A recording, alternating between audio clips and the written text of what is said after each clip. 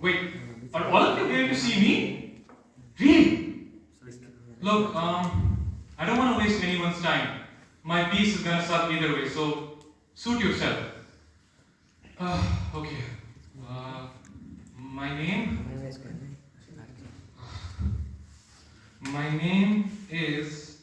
You know what? I can't continue if you keep looking at me like that. You're laughing at me because I can't speak well. I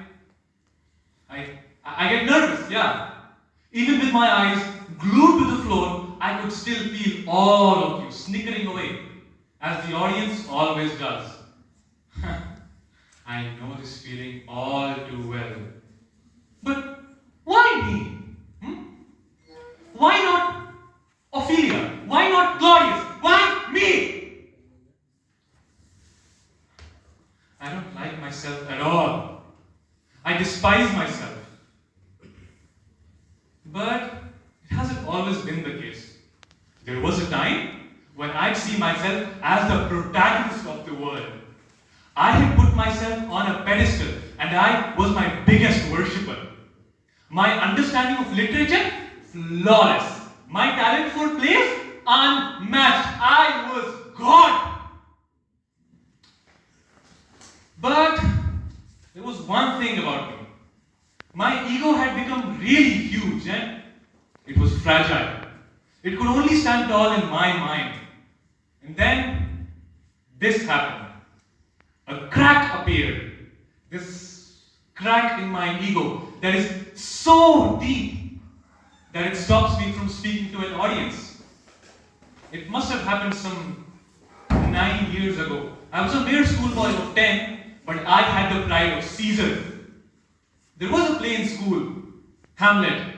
Auditions were to be held to find the best actors, and I had my eyes fixed on the lead role. On the day of the audition, my teacher decided to give me a chance.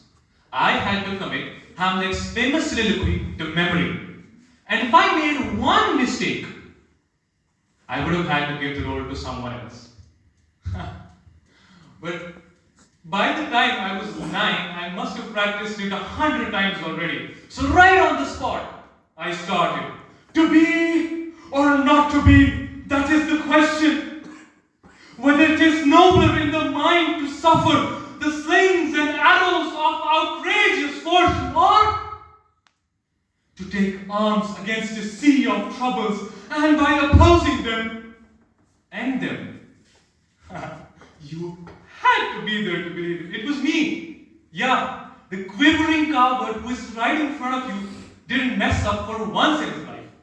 My teacher was blown away by my performance and I got the part. Of course, yeah, I was pretty excited. But on the day of the play, I made a huge mistake. I started, to be or not to be, that is the question. And then I said, whether it is nobler, instead of whether tis nobler. My heart froze. As my own words echoed in the hall, I became paranoid. Is everyone laughing at me? I couldn't see any laughing faces then, but that troubled me even further. Had I butchered Shakespeare so terribly that it wasn't even worth a laugh? I became numb. And suddenly, I no longer felt worthy of doing this, and I hurried away backstage. My co-actors tried to push me back to the stage, but my shattered ego held me back.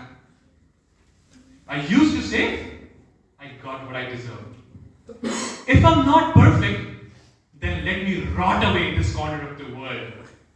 This intrinsic desire of mine to be perfect stems from my vanity. Because in my mind, I'm perfect. But if I'm not perfect in real life, I'd rather not exist at all.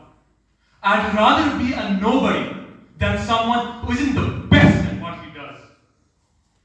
It is said that true development kills ego. But in my case, the murderee has become the murderer.